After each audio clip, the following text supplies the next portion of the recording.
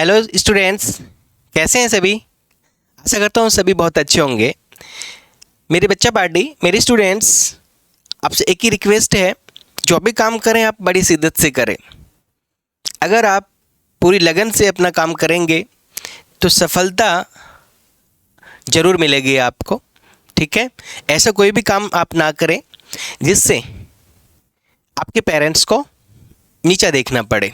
कुछ भी करें अपने ज़िंदगी में, बट ऐसा कोई भी काम नहीं करना है आप लोगों को जिससे आपके पेरेंट्स शर्म के मारे घर से बाहर ना निकल पाएँ। सो डियर स्टूडेंट, आज का जो हमारा टॉपिक रहेगा वो है आवेशन की विधियाँ। तो देखो, आवेशन की 3 विधियाँ होंगी। घर्षण के द्वारा हम वस्तु को आवेशित कर सकते हैं, चालन के द्वारा हम वस्तु को आवेशित कर सकते हैं और प्रेरण के द्वारा हम वस्तु को आवेशित कर सकते हैं। इन टॉपिक को स्टार्ट करने से पहले हम ये जानना चाहेंगे कि पिछले जो टॉपिक हमने कवर किए वो कौन कौन से थे। तो पीछे हमने बात की थी आवेश क्या होता है। तो आवेश एक पदार्थ का गुणधर्म होता है जो किसी दूसरे पदार्थ पे क्या करता है, बल लगाता है। वो बल आकर्षण बल भी हो सकता है और प्रतिकर्षण बल भी हो सकता है। उसके बाद में हमने बात की थी आवेश के प्रकारों की। तो आवेश 2 प्रकार के होते हैं, एक धनात्मक आवेश और एक ऋणात्मक आवेश। एक प्रकार के आवेश जो होते हैं वो प्रतिकर्षित करते हैं और असमान प्रकृति के जो आवेश होते हैं वो एक दूसरे को आकर्षित करते हैं। उसके बाद हमने बात की थी आवेशन का मुख्य कारण क्या है। किसी भी वस्तु के ऊपर आवेश आने का मुख्य कारण क्या है, तो वो हमने पढ़ा था कि इलेक्ट्रॉनों का जो स्थानांतरण होता है एक वस्तु से दूसरी वस्तु पे, इसके कारण वस्तु क्या है, आवेशित होती है। तो ये पीछे की क्लास में हमने पूरा कंप्लीट कर लिया था। तो आज का जो हमारा टॉपिक है वो स्टार्ट करते हैं आवेशन की विधियाँ। और इसमें सबसे पहला जो हमारा टॉपिक रहेगा घर्षण के द्वारा।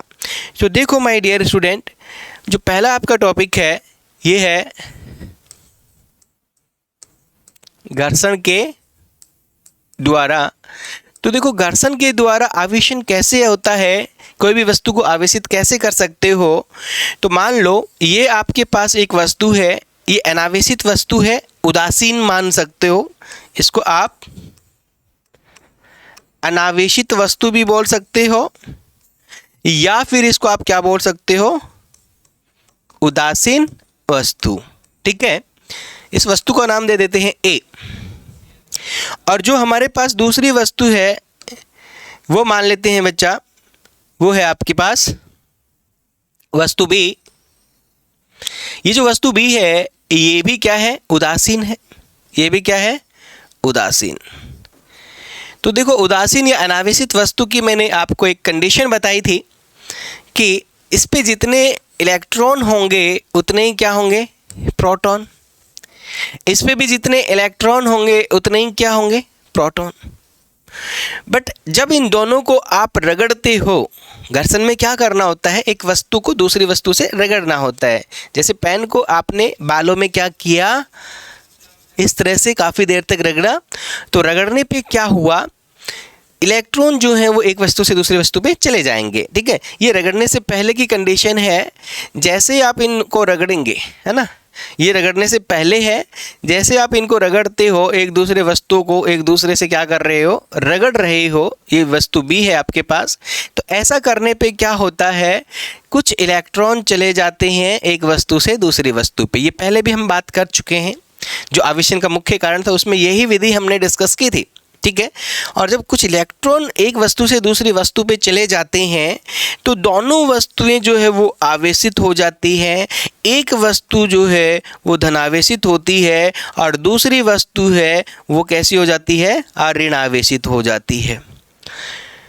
वो वस्तु धनावेशित होगी जिससे इलेक्ट्रॉन स्थानांतरित होंगे और वो वस्तु ऋणावेशित होगी जिस पे इलेक्ट्रॉन स्थानांतरित होते हैं। ठीक है, तो ये आपके पास पहला जो मेथड है, पहला जो आपका आवेशन जो है, इसको हम बोलेंगे घर्षण के द्वारा आवेशन। ठीक है ना, घर्षण में 2 वस्तुओं को रगड़ा जाता है। दोनों वस्तुओं को रगड़ने पे दोनों वस्तुएं आवेशित हो जाती हैं, एक वस्तु पे आवेश धनावेश आएगा, दूसरी वस्तु पे आवेश ऋणावेश आएगा, ठीक है ना। दोनों पे आवेश का परिमाण जो है वो क्या होगा, बराबर होगा। देखिए इसको समझने के लिए, जैसे मान लो आपने दो वस्तुओं को रगड़ा और रगड़ने पे, है ना, रगड़ने से पहले मान लो इसके पास 10 इलेक्ट्रॉन थे और 10 ही क्या थे, प्रोटॉन थे, ठीक है। इसके पास मान लो 8 इलेक्ट्रॉन थे और 8 ही क्या थे बच्चा, प्रोटॉन थे। अब रगड़ने पे क्या हुआ, मान लो रगड़ने पे यहाँ से 2 इलेक्ट्रॉन जो है वस्तु ए से किस पे चले गए, बी पे चले गए। वस्तु ए से बी पे कितने इलेक्ट्रॉन चले गए, 2 इलेक्ट्रॉन चले गए। तो यहाँ इलेक्ट्रॉन की हानि हो गई, तो यहाँ इलेक्ट्रॉन बचे कितने, 8 इलेक्ट्रॉन। प्रोटॉन अभी भी कितने हैं इसके पास, 10 ही है, क्योंकि प्रोटॉन तो स्थानांतरित हो ही नहीं सकते हैं, ठीक है। तो यहाँ पे 8 इलेक्ट्रॉन को 8 प्रोटॉन क्या करेंगे, कैंसिल आउट कर देंगे, खत्म कर देंगे। तो यहाँ आपके पास 2 प्रोटॉन बचे। अब अगर इसकी कहानी देखें तो 8 इलेक्ट्रॉन पहले से थे, 2 और आगे इलेक्ट्रॉन का लाभ हो गया इसको, तो यहाँ 8 इलेक्ट्रॉन 10 इलेक्ट्रॉन हो गए हैं और 8 क्या है इसके पास, प्रोटॉन है। अब 8 इलेक्ट्रॉन से 8 प्रोटॉन कैंसिल आउट हो जाएंगे, बट माय डियर स्टूडेंट यहाँ पे एक्सेस में कौन रहेगा, ज़्यादा कौन रहेगा, 2 इलेक्ट्रॉन। जैसा कि मैंने बोला कि घर्षण में दोनों वस्तुओं पे जो आवेश आता है उसका परिमाण बराबर होता है और प्रकृति क्या होती है, विपरीत होती है। तो आप देख सकते हैं यहाँ 2 प्रोटॉन हैं, इस पे धनात्मक आवेश आया है ना, इस पे कैसा आवेश आया है, हमारे पास में धनात्मक आवेश आया है। और इस वस्तु पे जो आवेश आया है वो कैसा आया है बच्चा, इस पे आया है आपके पास ऋणात्मक आवेश, इस पे ऋणात्मक आवेश आया है, ठीक है। परिमाण की अगर बात करें तो देखो इसके पास 2 प्रोटॉन हैं और 2 इलेक्ट्रॉन। तो अगर इस वस्तु के ऊपर हम बात करें कि सर इसके ऊपर कितना आपके पास आवेश आया है, आवेश का परिमाण क्या है, तो देखो परिमाण आप निकालेंगे तो 2 गुणा 1.6 गुणा 10 की घात -19 कूलम, ये इस वस्तु का है आवेश, ठीक है। अगर इस वस्तु की बात करें बच्चा तो इस वस्तु पे आपका देखेंगे कि जो आवेश आया है ये कितना आया है, आप देखें तो यहाँ पे जो आवेश आया है डियर स्टूडेंट वो आप देखेंगे कि इसके ऊपर भी 2 गुणा 1.6 गुणा 10 की घात -19 कूलम ही आवेश आया है।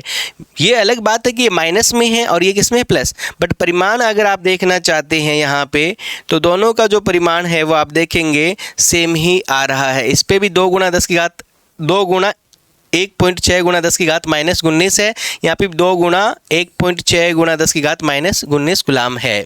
तो ये था पहला आपका क्या, घर्षण के द्वारा आवेशन, ठीक है ना। अब हम बात करते हैं दूसरा जो है वो है चालन के द्वारा आवेशन। किसके द्वारा बेटा, चालन के द्वारा आवेशन। तो देखते हैं चालन के द्वारा आवेशन क्या है। तो सेकंड जो विधि है, दूसरी जो विधि है बेटा वो है चालन द्वारा। चालन द्वारा जो आपका आवेशन होता है, इसके अंदर किसी एक आवेशित वस्तु को अनावेशित वस्तु के साथ क्या करते हैं, स्पर्श में लाते हैं। ऐसा करने पे क्या हो जाता है माय डियर स्टूडेंट, अनावेशित वस्तु है उस पर आवेश आ जाता है। तो देखो इसमें भी मान लो ये आपके पास क्या है, ये आपके पास एक आवेशित वस्तु है जिस पे कैसा आवेश है, धनावेश है ना। ये क्या है बच्चा, आपके पास एक आवेशित वस्तु है, ठीक है। और यहाँ पे मान लो बच्चा आपके पास दूसरी जो वस्तु है वो कैसी है, अनावेशित वस्तु है। 1 मिनट बच्चा, कलर कोई लेना चाह रहे थे और मिल कोई दूसरा रहा है, पता नहीं क्या है ज़िंदगी में, कोई बात नहीं। यहाँ पे ये जो दूसरी वस्तु है ये आपके पास अनावेशित वस्तु है। इस अनावेशित वस्तु को आपको क्या करना है, आवेशित करना है। तो जैसे ही इस वस्तु को इसके पास लेके आए क्या होगा, क्योंकि आपको पता है अनावेशित है तो जितने इसमें इलेक्ट्रॉन है उतने क्या है इसके पास प्रोटॉन है। ये क्या हो गया भाई, मार्कर को पता ही नहीं चलता क्या हो जाता है, ठीक है। जितने इलेक्ट्रॉन है उतने ही क्या है इस पे प्रोटॉन होंगे, है ना। अब माय डियर स्टूडेंट धनात्मक आवेश क्या करेगा, इसके ऋणात्मक आवेश को अपनी तरफ आकर्षित करेगा और जो धनात्मक आवेश होगा इसके कारण इस पे क्या होगा, प्रतिकर्षण बल लगेगा। तो आपको पता है असमान प्रकृति के आवेश आकर्षण लगाते हैं, तो इसलिए इधर क्या आ गया होगा, आपका ऋणावेश आ गया होगा। और इसके विपरीत दिशा में यहाँ पे इस तरफ क्या उत्पन्न हो गया, धनात्मक आवेश उत्पन्न हो गया होगा, है ना। धनात्मक आवेश स्थानांतरित नहीं होता है, जहाँ से ऋणात्मक आवेश आया, जहाँ से यहाँ से इलेक्ट्रॉन चल के आएंगे वहाँ पे धनात्मक आवेश आ जाएगा। क्या अब ये वस्तु आवेशित हो गई है? तो अभी भी ये वस्तु आवेशित नहीं हुई है। क्यों नहीं हुई है? देखो, आकर्षण बल इन पे लग रहा है, प्रतिकर्षण बल इन पे लग रहा है, बट इन दोनों के बीच में यहाँ पे ये जो गैप है, खाली जगह पड़ी है, इसमें कौन बैठा है? इसमें जमदूत बैठा है, वायु बैठी है, हवा बैठी है। कौन बैठी है? हवा है। और हवा आपको पता है बच्चा क्या होती है? कुचालक होती है। हवा क्या होती है डियर स्टूडेंट? कुचालक होती है सर। और कुचालक अगर है तो ये इलेक्ट्रॉन बाहर नहीं आ सकते, और ना ही ये इधर जो धनात्मक आवेश से ये इधर बाहर जा सकता है। तो अभी भी जितने इलेक्ट्रॉन हैं उतने ही इसके ऊपर क्या है? प्रोटॉन है डियर स्टूडेंट। अब चालन विधि में आप क्या कर सकते हो? आप आवेशित वस्तु को जो अनावेशित वस्तु है उसके साथ स्पर्श करवा सकते हो। तो यहाँ आप देखेंगे, दूसरी जो स्टेप मैं आपको दिखाना चाह रहा हूँ, ये जो आपके पास वस्तु है इसके ऊपर इधर माय डियर स्टूडेंट आपका क्या है? ऋणावेश है, और इस तरफ क्या है? धनावेश है। अब जैसे ही आप लोग क्या करेंगे, ये वाली जो वस्तु है इस पे स्पर्श करवाएंगे आवेशित वस्तु। तो देखो, स्पर्श करवा देते हैं, ये हमने स्पर्श करवा दिया। स्पर्श करवाने की एक अपनी ही क्या होती है? अनुभूति होती है, एक अलग ही आनंद होता है। अब माय डियर स्टूडेंट क्या होगा? अब देखो, यहाँ इन दोनों के बीच में वायु नहीं है। अब ये जो इलेक्ट्रॉन है इसको चलने के लिए रास्ता मिल गया। ये क्या करेगा? ठुचुक से बाहर आएगा और इस धनात्मक के साथ अपने आप को क्या कर लेगा? ख़त्म कर लेगा। फिर एक और इलेक्ट्रॉन यहाँ से चल के ऐसे जाके इस धनात्मक आवेश के साथ अपने आप को क्या कर लेगा? ख़त्म कर लेगा। अगर एक भी इलेक्ट्रॉन इससे बाहर आ गया तो यहाँ पे इलेक्ट्रॉनों की कमी हो जाएगी। तो आप लिख सकते हो नंबर ऑफ इलेक्ट्रॉन जो हैं वो कम हो गए हैं, किससे? नंबर ऑफ प्रोटॉन से। जो इलेक्ट्रॉनों की संख्या है वो कम हो गई है प्रोटॉनों की संख्या से। तो ऐसा होने पे इसके ऊपर आवेश आ चुका होगा, कैसा? धनात्मक आवेश। क्योंकि प्रोटॉन ज़्यादा होंगे तो प्रोटॉन पे आवेश कैसा होता है? धनात्मक आवेश होता है।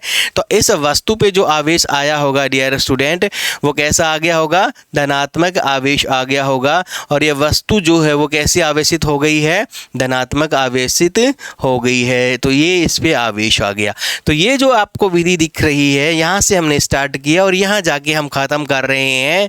तो इस पे कैसा आवेश आ गया? धनात्मक आवेश इसके ऊपर आ गया है। ये कौन सी विधि है? चालन विधि है।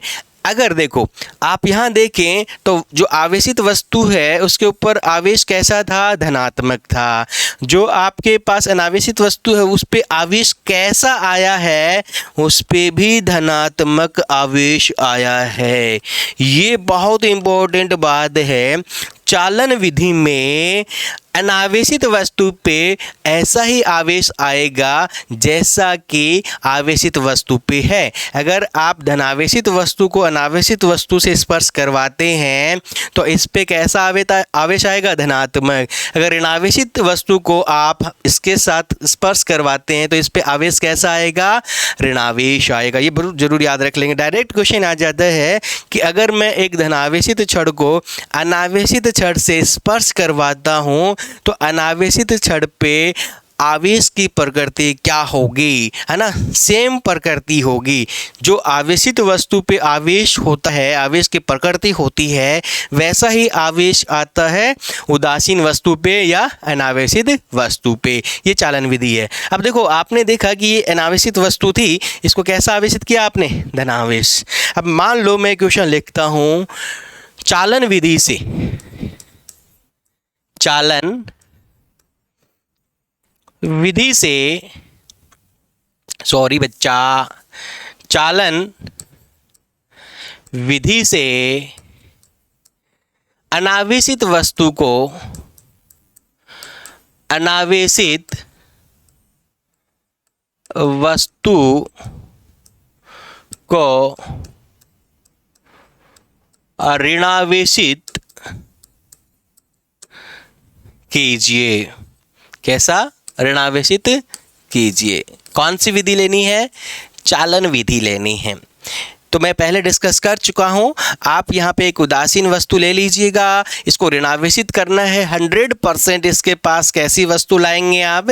ऋणावेशित वस्तु लाते हैं। ऐसा करने पे इधर धनावेश आ जाएगा और इसके विपरीत तरफ आप क्या दिखा देंगे? विपरीत तरफ आप इसके ऋणावेश दिखा देंगे। इसके बाद आपको क्या करना है? इस वस्तु के साथ इस वस्तु को, आवेशित वस्तु को स्पर्श करवा देना है। क्या करवा देना है? स्पर्श करवा देना है। जैसे ही स्पर्श आप करवाते हैं, ये जान लो यहाँ पे स्पर्श हो गया है। जैसे ही आप स्पर्श करवाते हैं अब क्या होगा? देखो, प्रोटॉन तो बाहर नहीं आ सकता, पॉजिटिव आवेश जो है वो धनात्मक आवेश वो बाहर नहीं आएगा, बट यहाँ से इलेक्ट्रॉन यहाँ जाके इस प्रोटॉन को खा जाएगा, ये इलेक्ट्रॉन इस प्रोटॉन को खा जाएगा। ऐसे करने पे क्या होगा? इसमें प्रोटॉनों की संख्या कम हो जाएगी और इलेक्ट्रॉनों की संख्या बढ़ जाएगी। अगर ऐसा हो गया तो इलेक्ट्रॉन ज़्यादा होंगे, प्रोटॉन कम हो गए हैं और ये वस्तु आवेशित हो चुकी होगी। किस तरह की बच्चा? ऋणावेशित हो चुकी होगी। समझ पा रहे हो? ये वस्तु कैसे आवेशित हो चुकी होगी? आवेशित हो चुकी होगी। तो इस तरह के क्वेश्चंस के आंसर आप इस तरह से दे सकते हो। ऑब्जेक्टिव क्वेश्चन क्या बन सकता है कि किसी भी अनावेशित वस्तु को धनावेशित वस्तु से स्पर्श करवाने पे आवेश की प्रकृति क्या होगी उसमें, है ना? इस तरह के क्वेश्चन बन सकते हैं। तो बहुत सिंपल क्वेश्चन यहाँ पे हैं, थोड़ा बेसिक अपना स्ट्रॉन्ग रखें, क्वेश्चन चुटकियों में आप सॉल्व कर पाएंगे, है ना? अब देखो बच्चा पार्ट डी। नेक्स्ट हमारे पास जो विधि है वो है, कौन सी विधि है? प्रेरण द्वारा। अगली जो विधि है वो है प्रेरण द्वारा क्या? आवेशन करना, या प्रेरण के द्वारा किसी वस्तु को आवेशित करना। यहाँ स्पर्श करवाने की अनुमति नहीं है। सर बिना स्पर्श के कैसे आवेशित करें? तो देखिएगा आप लोग, यहाँ पे बिना आप स्पर्श के भी आवेशित कर सकते हो किसी वस्तु को। मान लो ये उदासीन वस्तु है, जितने इलेक्ट्रॉन होंगे सर उतने ही इस पे क्या बैठे होंगे? प्रोटॉन बैठे होंगे। बिल्कुल सही बात कर रहे हो छल्ला पार्टी। ओके, अब बच्चा पार्टी यहाँ देखिएगा, आप इसके पास लेके आते हैं एक धनावेशित वस्तु। ये क्या लेके आए आप इसके पास में? एक धनावेशित वस्तु, है ना? या धनावेशित छड़ बोल दीजिए, आप इसको छड़ भी बोल सकते हो, ठीक है? ये आपकी उदासीन वस्तु है। ये कैसी वस्तु है? उदासीन वस्तु है। कोई आवेश इस पे नहीं है, जितने इलेक्ट्रॉन है उतने ही क्या है? प्रोटॉन। बट जब ऐसे इसके पास आप ये लेके आते हैं तो यहाँ पे जो आवेश है वो अपने आप को क्या करता है? दोबारा से स्थानांतरित करने लग जाता है और इस तरफ ऋणावेश आ जाता है। इसके विपरीत तरफ क्या आपका क्रिएट हो जाएगा? उत्पन्न हो जाएगा धनावेश। अभी भी ये वस्तु यहाँ पे क्या नहीं हुई? आवेशित नहीं हुई है, बिकॉज इनके बीच में क्या रखा है? वायु रखी है सर। क्या रखा है? हवा रखी है सर। बोले तो एयर है सर, ठीक है? स्पर्श नहीं करवा सकते हो। अब स्पर्श के बिना इसको आवेशित कैसे करें? स्पर्श कर देंगे तो ये चालन विधि बन जाएगी। कौन सी विधि बन जाएगी? चालन विधि बन जाएगी। तो यहाँ बच्चा देखो, इसके बाद में हम क्या करते हैं? जो वस्तु अनावेशित है उसके विपरीत तरफ, मतलब उसके विपरीत दिशा में, जिधर आपने क्या रखी हुई है? आवेशित वस्तु रखी है, उसके विपरीत दिशा में आप क्या कर देंगे? इसको भूमिगत करवा देंगे। क्या करवा देंगे? भूमिगत, जिसको आप बोलते हैं अर्थिंग। क्या बोलते हैं बच्चा? अर्थिंग बोलते हैं। और घरों में बहुत बच्चे जो हैं, या हमारे घरों में अर्थिंग करते हुए आपने देखा होगा ना, एक तार लेते हैं, उस तार को ज़मीन के अंदर भूमिगत कर दिया जाता है ना? तो ऐसे ही इसको आपने भूमिगत कर दिया। अब भूमि के अंदर, हमारी ज़मीन के अंदर, हमारी धरती माता के अंदर बहुत सारे ऋणावेश और धनावेश होते हैं। ये बहुत अच्छी चालक होती है। धरती जो है वो क्या है बच्चा? एक बहुत अच्छी चालक है, ये ज़रूर याद रखें। तो इसमें ढेरों प्रोटॉन, ढेरों इलेक्ट्रॉन आवेश होगा ना, प्रोटॉन होंगे, इलेक्ट्रॉन होंगे, धनावेश, ऋणावेश या आयंस होंगे। अब देखो, ये धनावेश जो है, इस धनावेश को क्या करेगा? प्रतिकर्षित करेगा। बट इन इलेक्ट्रॉन्स को क्या करेगा? इस ऋणावेश को अपनी तरफ आकर्षित करेगा। तो इलेक्ट्रॉन ठुचुक से बाहर आ जाएंगे। जैसे एक इलेक्ट्रॉन आके एक प्रोटॉन को खा गया, या दूसरा इलेक्ट्रॉन आके दूसरे प्रोटॉन को खा जाएगा तो यहाँ पे प्रोटॉनों की कमी हो जाएगी और इस वस्तु पे कैसा आवेश आ जाएगा भाई, इस पे आ जाएगा ऋण आवेश। कैसा आवेश आ जाएगा, ऋण आवेश। तो ये जो विधि है ये कौन सी विधि हो गई आपके पास, ये हो गई प्रेरण विधि। अब देखो बच्चा, आपका यहाँ से क्वेश्चन बन सकता है कि सर इस आवेश का कोई फर्क नहीं पड़ेगा क्या, यहाँ पे बहुत ज़्यादा फर्क पड़ता है। बट क्योंकि देखो ये ऋणावेश जो है यहाँ दूर है किससे, धनावेश से, तो इसके कारण जो बल लगेंगे, परिणामी बल जो होगा धनावेश के कारण ज़्यादा लगेगा इन आवेशों के ऊपर, ऋणावेश पे या धना जो आयंस हैं, और इसके कारण जो बल का आपका परिमाण होगा वो कम लगेगा। ठीक है ना, तो ये जरूर याद रखें आप लोग। तो ये आपके पास कौन सी विधि हो गई है, ये हो गई है प्रेरण विधि, है ना। अगर मान लो इस वस्तु को आपको आवेशित करना था, कैसा, धनात्मक आवेशित करना था, तो देखो यहाँ ऋणावेश लेके आते तो यहाँ ये धनात्मक हो जाता। एक बात जो यहाँ पे इम्पोर्टेंट है, प्रेरण विधि में अगर आप अर्थिंग के द्वारा, भूमिगत तार लगाने के द्वारा आप क्या करते हैं, किसी वस्तु को आवेशित करते हैं, तो उस वस्तु पे आवेश की प्रकृति विपरीत आएगी। यहाँ धनात्मक आवेशित छड़ लिया था और यहाँ जो वस्तु आपको मिली है आवेशित, वो कैसी मिली है, ऋणावेशित मिली है। कैसी मिली है, ऋणावेशित मिली है। स्टूडेंट्स, इसके अंदर आप बिना भूमिगत के भी क्या कर सकते हो, वस्तु को आवेशित कर सकते हो। तो देखो उसके लिए क्या करना पड़ेगा, आपको दो वस्तुएं लेनी है, एक जैसी वस्तुएं, एक ही जैसा आकार उनका होगा। ये वस्तु ए मान लो, ये वस्तु बी। अब बिना भूमिगत के इसको आवेशित करना है, आप इसके पास क्या लेके आ गए, एक आवेशित छड़ लेके आ गए। अब ये जो आवेशित छड़ इसके पास लेके आए हैं, दोनों का जो ऋणावेश होगा, क्योंकि ये कैसी है, धनावेशित है। ये कैसी वस्तु है बच्चा, ये है धनावेशित वस्तु है माय डियर स्टूडेंट्स। तो यहाँ पे दोनों का जो ऋणावेश होगा वो इस तरफ आके बैठ जाएगा ठुचुक से, है ना। सारा का सारा इलेक्ट्रॉन इधर आ गया, इसके विपरीत तरफ जो है वो सारा का सारा प्रोटॉन उत्पन्न हो जाएगा, है ना। जितने इलेक्ट्रॉन 3 3 6 हैं तो 3 3 6 उतने ही प्रोटॉन उधर चले गए हैं। एक और बात याद रखें, ये कुचालक स्टैंड पे रखे होते हैं। कैसे स्टैंड पे रखे होते हैं, कुचालक स्टैंड पे ये रखे होते हैं, ठीक है ना। तो अब बच्चा, अब देखो क्या ये वस्तुएं अभी आवेशित हो गई हैं, अगर वैसे देखें तो हो गई हैं कि इस पे ऋणावेश आया, इस पे धनावेश, क्या इसको हटा लें, नहीं बच्चा। अगर आपने अभी हटा लिया तो वापस से पूरा आवेश जो स्थानांतरित हो जाएगा और दोनों वस्तुएं उदासीन ही रहेंगी। इस आवेशित वस्तु को, आवेशित छड़ को, धनावेशित जो छड़ है, इसको हटाने से पहले आपको क्या करना है, वस्तु ए और बी को बहुत धीरे धीरे एक दूसरे से अलग कर देना है। जब अलग कर रहे हैं ध्यान रहे यहाँ पे दोनों के बीच में कोई स्पर्श ना हो। स्पर्श होते ही कौन सी विधि आ जाती है, चालन विधि आ जाएगी। अब धीरे धीरे इनको आप अलग करेंगे। ये आपका धनावेशित वस्तु है, दोनों को धीरे धीरे आपने क्या कर दिया, अलग कर दिया है।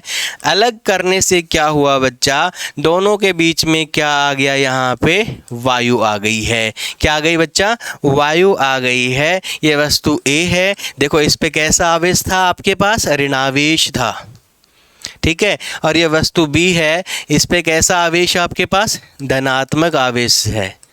कैसा आवेश है, धनात्मक आवेश इसके ऊपर रखा हुआ है, ठीक है ना।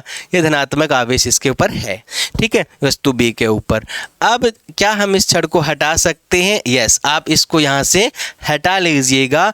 अब जो आवेश है वो स्थानांतरित नहीं होगा क्योंकि दोनों के बीच में वायु है, वायु कुचालक होती है। जैसे इन दोनों को आप हटाएंगे डियर स्टूडेंट, तो एक वस्तु ए है, इस पे क्या आ गया, ऋणावेश आ गया है, और दूसरी वस्तु पे क्या आ जाएगा बच्चा, आपका धनावेश आ गया है। तो देखो ये जो विधि है ये कौन सी विधि है बच्चा, ये है प्रेरण विधि। कौन सी विधि है, प्रेरण। प्रेरण में दो तरीके से आप वस्तु को आवेशित कर सकते हो, भूमिगत करके भी और बिना भूमिगत किए भी आप उसको आवेशित कर सकते हो, ठीक है। तो ये बच्चा आवेशन की विधियां थी। अब जो इसके अंदर हम नेक्स्ट टॉपिक की बात करते हैं वो बात करेंगे है आवेश के मात्रक। आवेश के मात्रक। तो बच्चा आवेश के मात्रकों की बात करें आवेश के मात्रकों की बात करें तो आवेश का जो SI मात्रक होता है, आवेश का SI मात्रक जो होता है वो क्या होता है बेटा, वो होता है कूलाम। इसको आप C से प्रदर्शित करेंगे। कूलाम एक वैज्ञानिक का नाम था जिन्होंने आपको आवेश के बारे में बताया, या आवेश के कारण जो विद्युत बल उत्पन्न होता है उसका सूत्र उन्होंने बताया था। तो उनको सिर्फ क्या देने के लिए, ऑनर, सम्मान देने के लिए उन्हीं के नाम का क्या बना दिया गया, मात्रक बना दिया गया। ठीक है, वैसे आपको पता होगा I बराबर होता है Q बट्टा T। विद्युत धारा बराबर होता है आवेश बट्टा समय। अगर यहाँ से Q का हम सूत्र बनाएं तो आएगा IT। क्या आएगा, IT। I विद्युत धारा है, इसका मात्रक होता है एम्पियर। ये समय है, इसका मात्रक होता है सेकंड। तो 1 एम्पियर गुणा सेकंड, 1 एम्पियर गुणा सेकंड बराबर क्या हो गया है, 1 कूलाम होता है। क्या होता है, 1 कूलाम होता है। कूलाम जो है डियर स्टूडेंट, कूलाम जो है, कूलाम आवेश का बहुत बड़ा मात्रक होता है, बहुत बड़ा मात्रक होता है। तो याद रखें, कूलाम आवेश का बहुत बड़ा मात्रक होता है। तो प्रायोगिक रूप से आप लोग आवेश का मात्रक कूलाम ना लेके आप ऐसे लिख सकते हो, क्या लिख सकते हो, 1 माइक्रो कूलाम या 1 पीको कूलाम या 1 नैनो कूलाम, इस तरह के आपको मात्रक लेने हैं। 1 माइक्रो कूलाम का मतलब हो गया 1 गुणा 10 की घात -6 कूलाम। 1 पीको का मतलब हो गया 1 गुणा 10 की घात -12 कूलाम। 1 नैनो का मतलब हो गया 1 गुणा 10 की घात -9 कूलाम।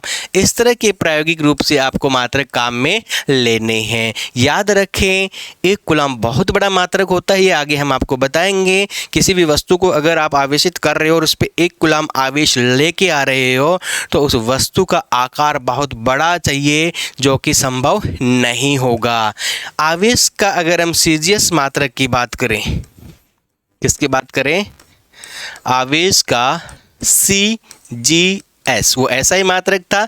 CGS का मतलब होता है C for centimetre, G for gram, S for second. आवेश का CGS मात्रक जो होता है उसको हम बोलते हैं ESU। क्या बोलते हैं, ESU, इलेक्ट्रोस्टैटिक यूनिट, या इसको बोल देते हैं स्टेट कूलाम।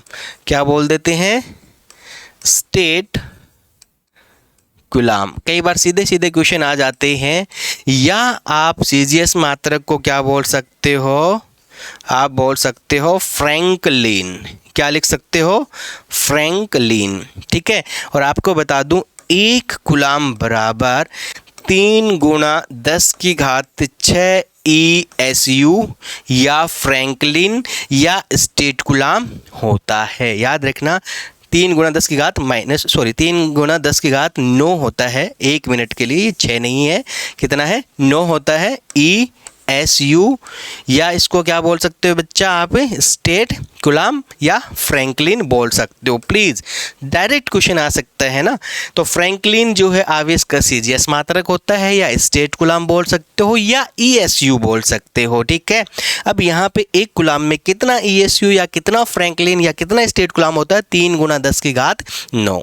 अब देखो, आवेश का एक अन्य मात्रक भी होता है, आवेश का अन्य मात्रक है ना, उसका किसी पद्धति से कोई मतलब नहीं है, बट मैं आपको बता दूं, वो होता है फैराडे। क्या होता है, फैराडे। फैराड नहीं बोल रहा हूं, मैं बोल रहा हूं फैराडे। फैराडे है ना, फैराडे। फैराड अलग होता है, फैराडे होता है। ठीक है ना, और 1 फैराडे में होता है 96500 कूलाम आवेश। 1 फैराडे में कितना आवेश होता है, 96500 कूलाम आवेश होता है। तो ये हमने विभिन्न प्रकार के आवेश के मात्रकों के बारे में बात की। डियर स्टूडेंट, आज के लिए इतना ही। अगला जो टॉपिक हमारा होगा वो होगा क्या बच्चा पार्टी, आवेशों का गुणधर्म, है ना, आवेशों के गुणधर्म, उसके बारे में नेक्स्ट वीडियो में हम लोग डिस्कस करेंगे। तब तक के लिए धन्यवाद, थैंक यू।